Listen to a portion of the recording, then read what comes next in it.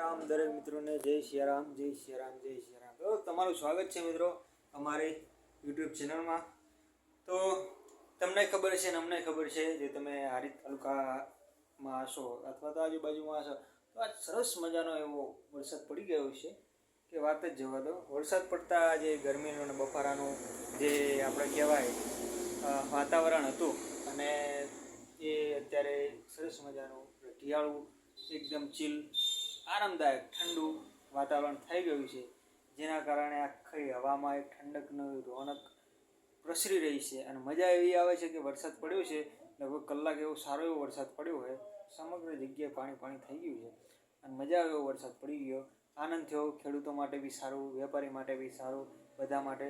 અને ખેડૂત માટે આ વરસાદ સારો રહેશે અને વાવણી લાયક જો કે વરસાદ થઈ ગયો છે। અષાઢનો વરસાદ એટલે કહેવાય કે વાવણી લાયક જ કહેવાય અષાઢનો વરસાદ એટલે।